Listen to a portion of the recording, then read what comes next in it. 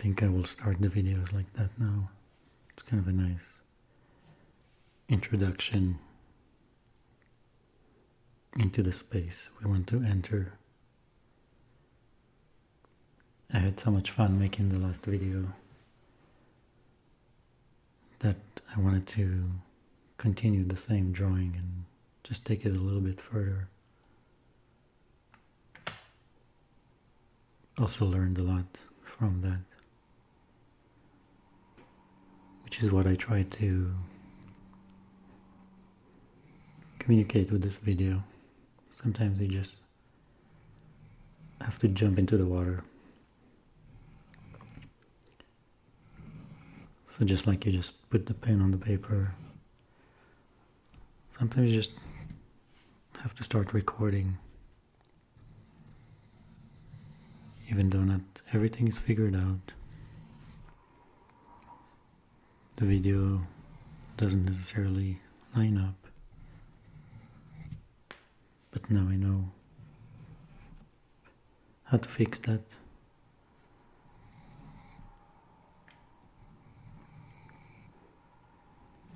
When I was testing it, I started drawing just to see the sound levels, and I just couldn't stop drawing. So I knew that I need to come back to this one and just draw a little bit more, because this is my favorite part, where you just flow with the shapes and follow them.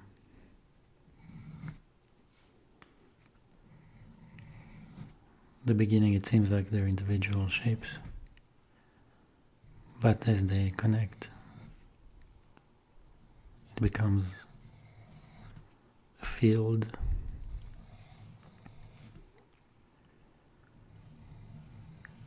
a community, a pattern.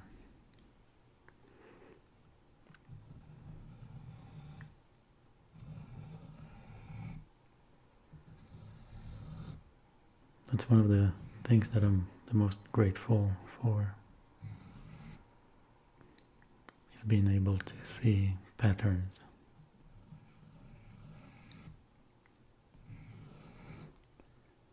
Because like we said, there is order in nature. There's repetition,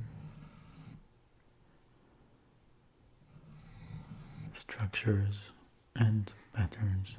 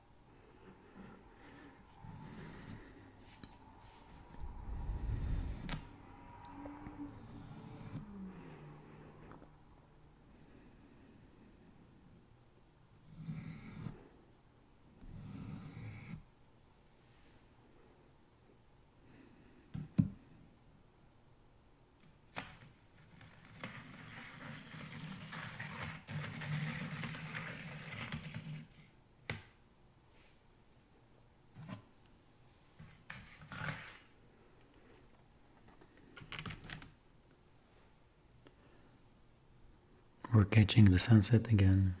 The light is really nice. So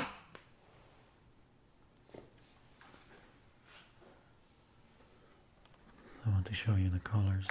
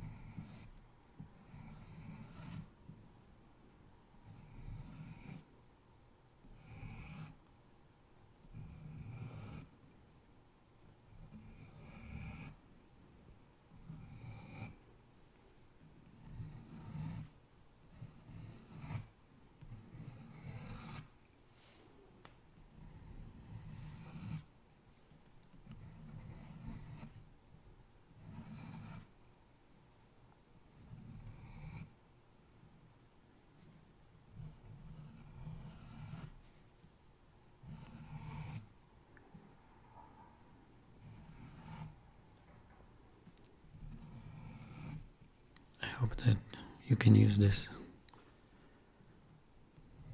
when you need some break, some relief. Just join me. Take a piece of paper and pen.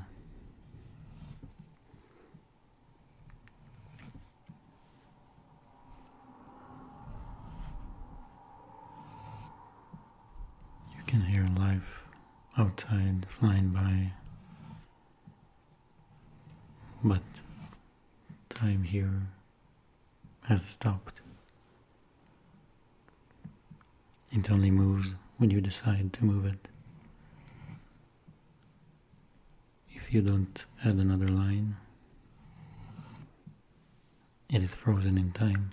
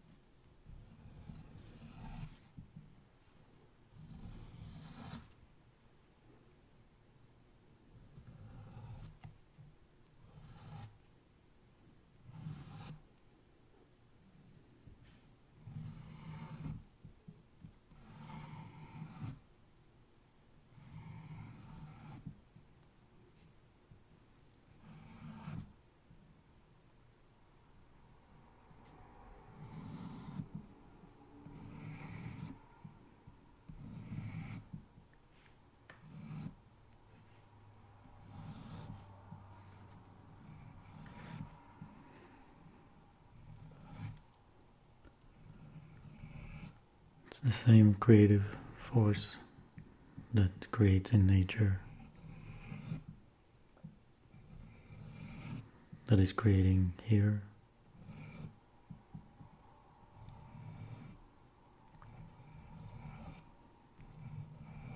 And everywhere you look.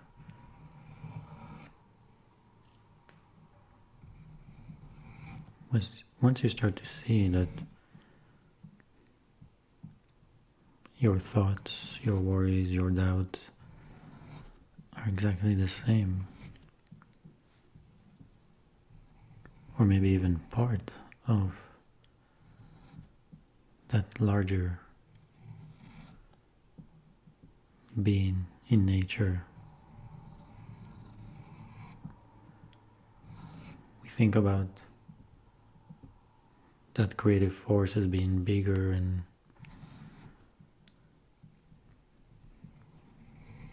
all-knowing or capable of doing everything. But we are just a smaller version of that thing. So every thought you have is just a smaller version of the larger pattern, the larger thoughts that flow through the body of consciousness, through nature.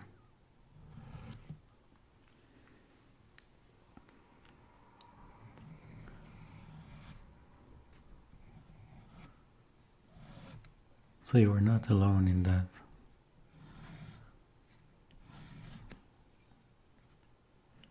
And you're also not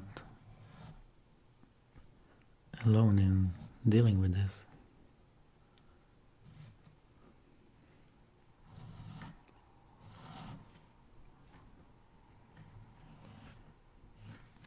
It's actually the illusion and delusion to think that you are alone.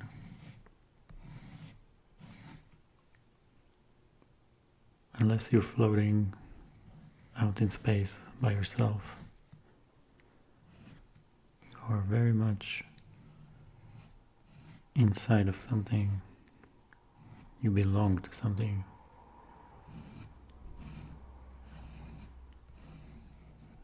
You're far from being alone.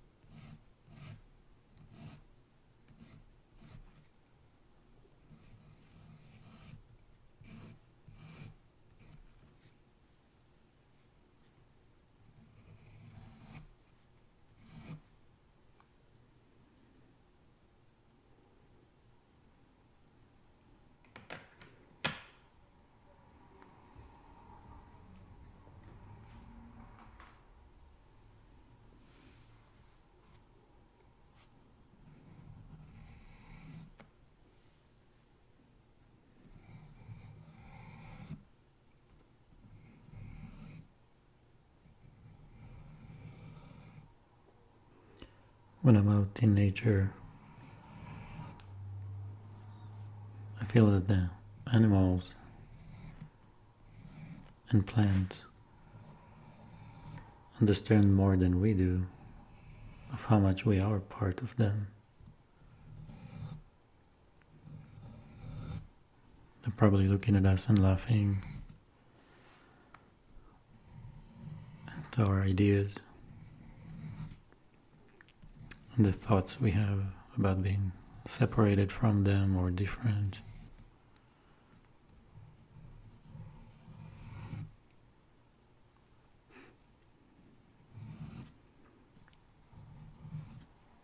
I think that's why animals are so compassionate about and towards human beings.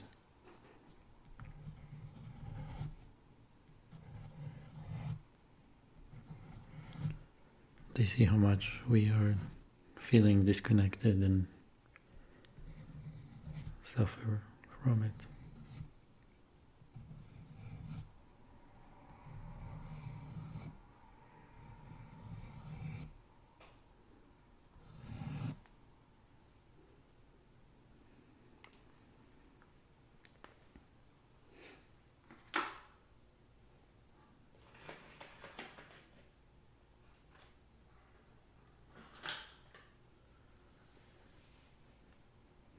This drawing reminds me of the idea of the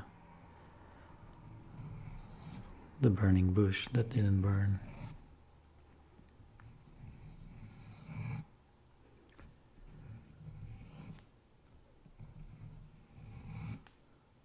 If you see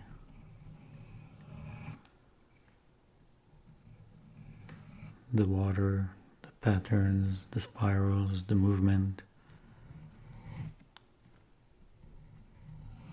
it makes the plant look like it's burning and moving,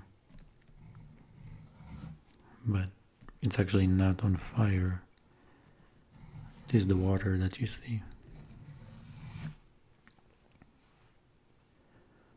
Fire and water are just a mirror image of each other.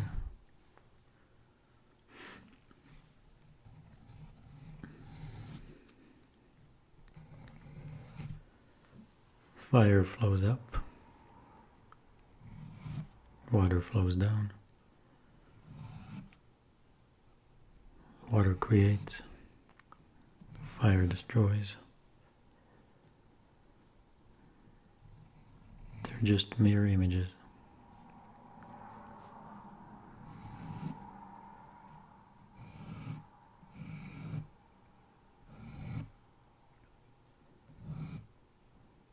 But back then,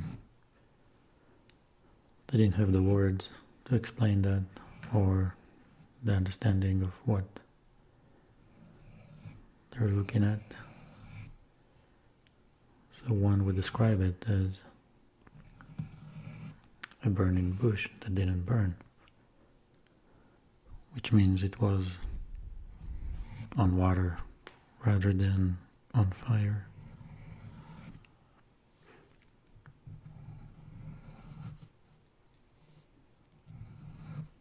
Also at that moment,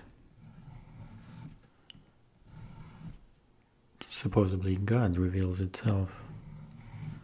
So we're talking about the creative force in nature, the creative side of nature becoming visible. Which again brings us to water rather than fire.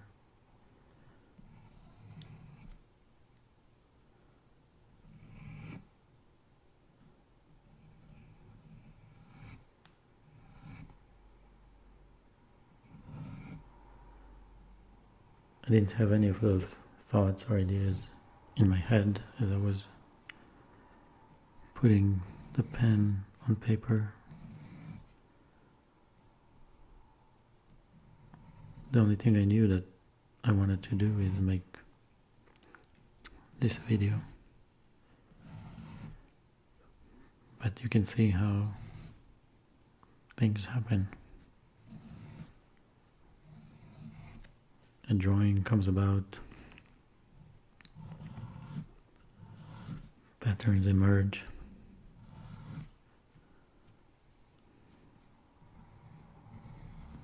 they show us a story.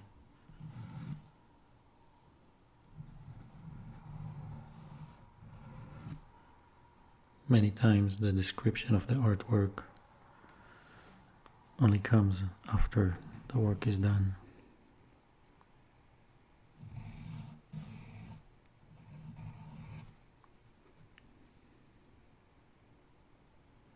Many times we pretend that we knew that what we were doing, or that's what we wanted to do.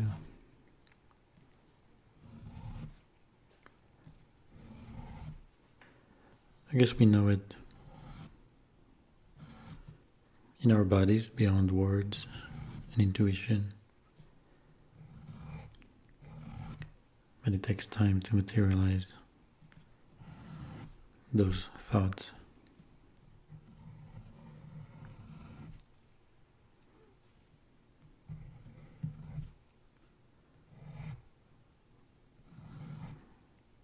Knowledge is beyond language. When we have to put something into words, we actually have to dumb it down into a limited vocabulary, a specific language.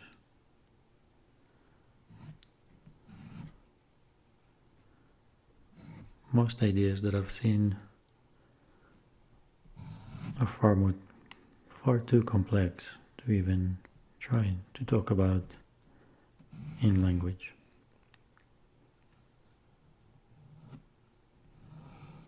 That's why I like drawing, sculpting, poetry, dance.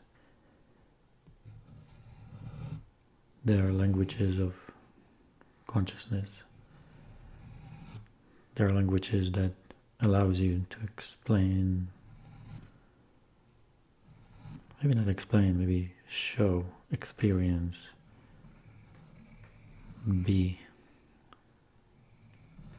being the thing in the space.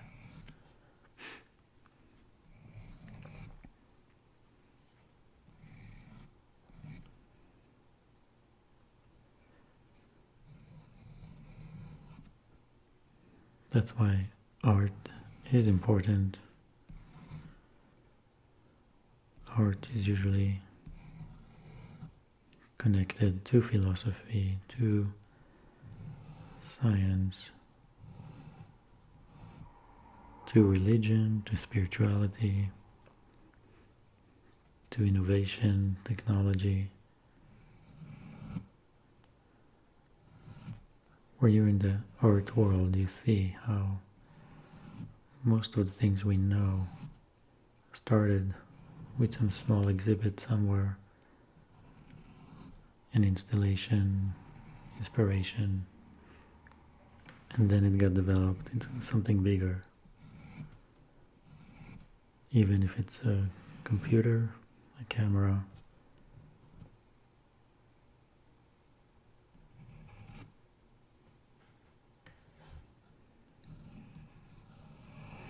they come from our desire to see more, to hear more, to show more, to express. Because that's what consciousness does. It expresses itself.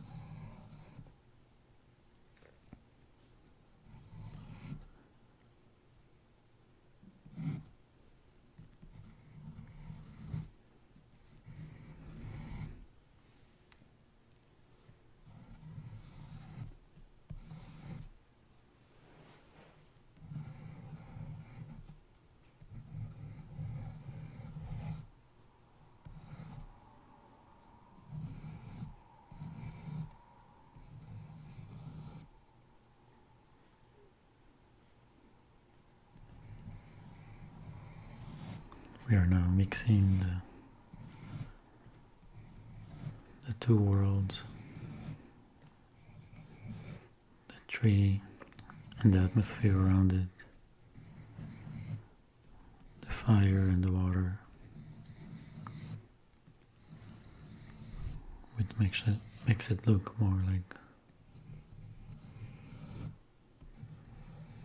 that concept of the burning bush that didn't burn.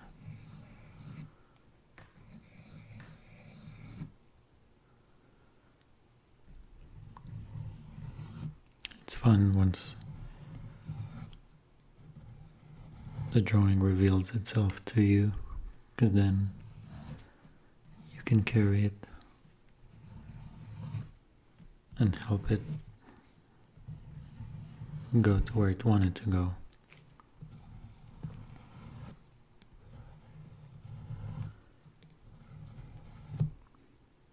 It's like a relationship between a teacher and a student. The mistake many do is they try to tell the student what to do, instead of watching them and help them do what they are trying to do.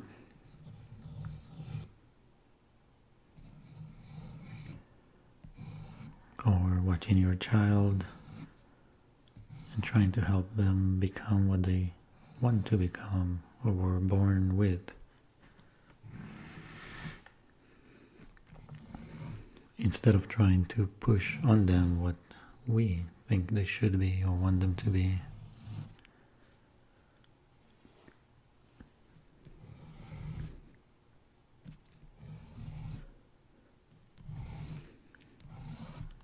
In rare occasions it lines up, that it happened that both sides want the same thing or going in the same way, and then it's amazing.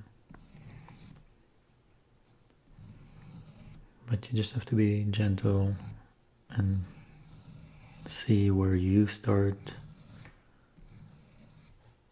and end, and where they start and end, so you don't confuse the two.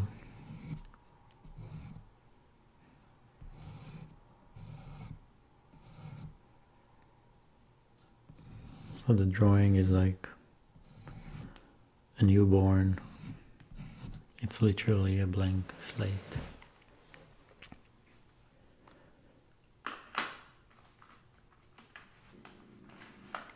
And we are trying to let it show itself.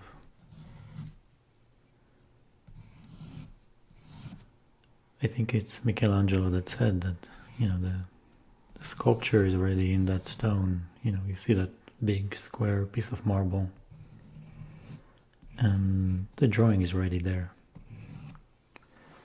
The only thing that he's doing is revealing it, exposing it, bringing it out to light. So it's the same thing here.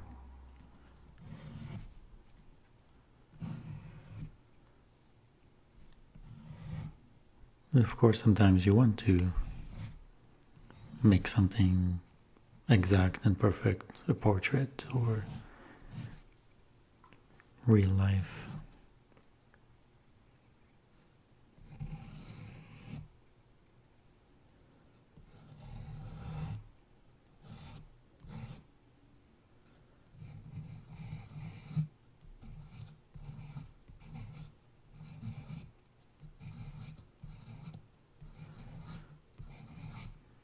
I personally was never interested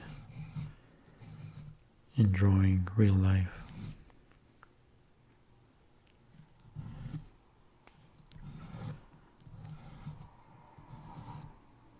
Because I'm not showing you anything new. I'm just showing you my ability, my technique. I remember when I figured out that I can draw and I can mimic real life, and I made a few paintings that were just perfect, like And that was it. I never did it again. I proved to myself that I can do it, but it became very boring very fast.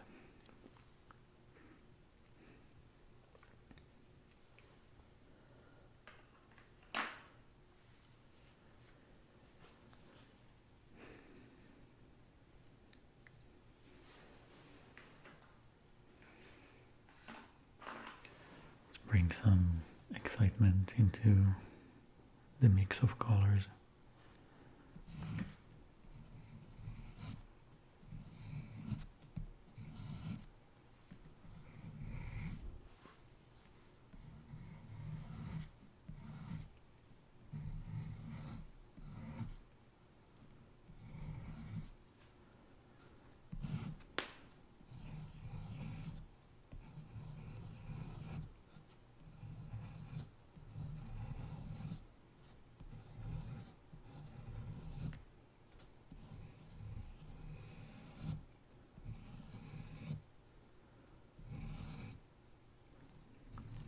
Most of my life I had a job, something that,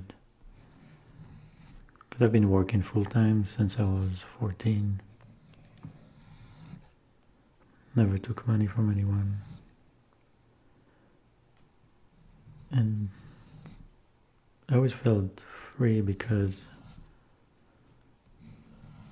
paying the bills was never dependent on my artwork. So for me there was always freedom there.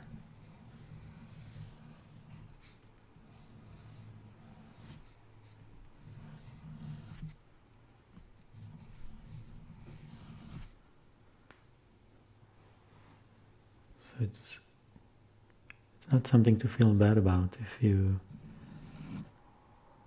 have a job and you making artwork for yourself, for your own joy, mental health, for family and friends.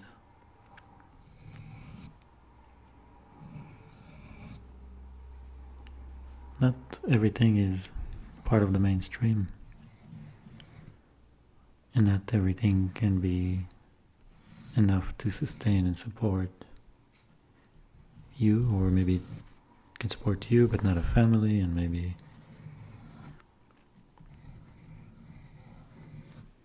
you can choose to be a starving artist, but for the most part that's a myth.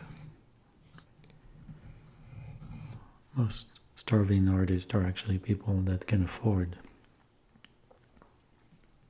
being a starving artist. You just don't know it.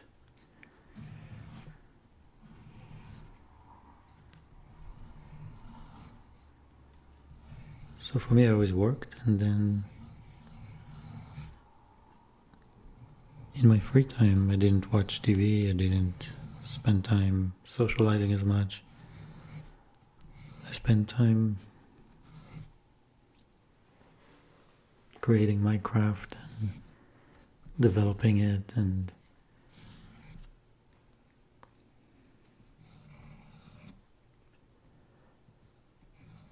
I really wanted to make some kind of a invention, a discovery, and that happened with Faces of Water. I'll probably talk about it more in a different video, because it's its own story and world. But at some point I got this amazing gift from the water, and then it did allow me to pursue my artwork and push it further, share it with more people. But even then I chose not to make it my full-time job and not try to sell it to somebody.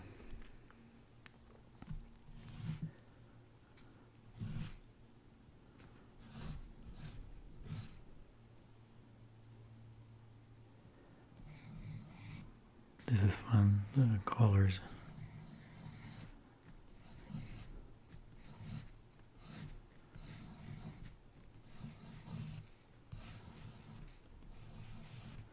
Well, maybe if you will like this, and I'll do more of this at the end, we'll have a nice little book of ASMR drawings.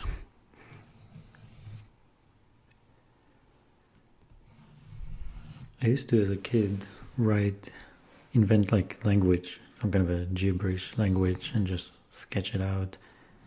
And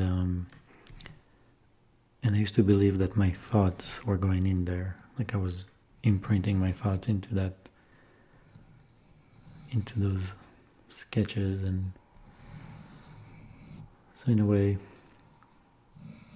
this drawing is holding in it everything that I'm saying and everything that I was thinking about. It could help remember.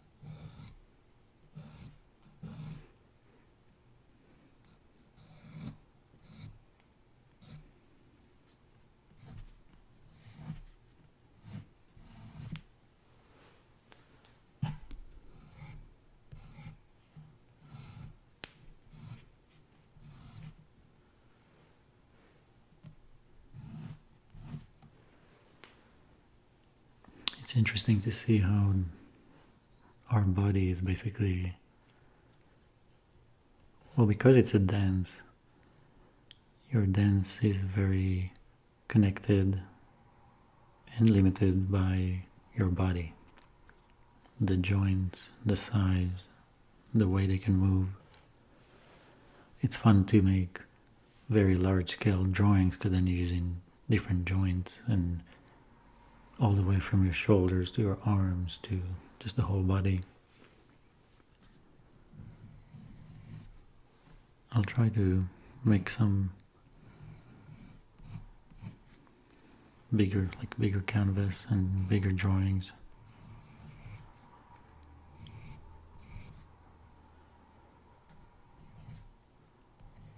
But that's something to think about too. How do you want to use your body when you make your artwork?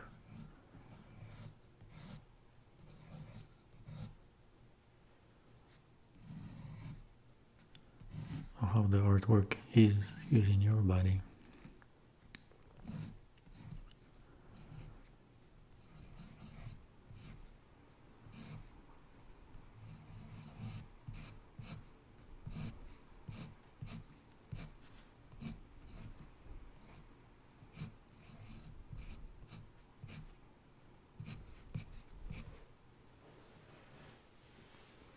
Starting to feel the conclusion of this drawing, and also feeling the sun leaving us slowly.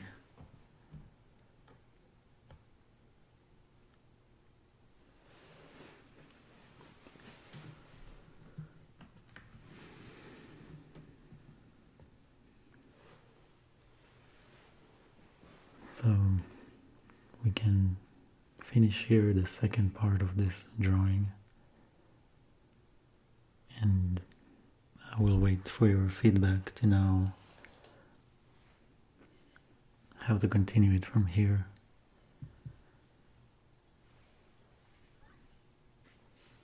So I hope you enjoy it, and we'll end on the same note as we started.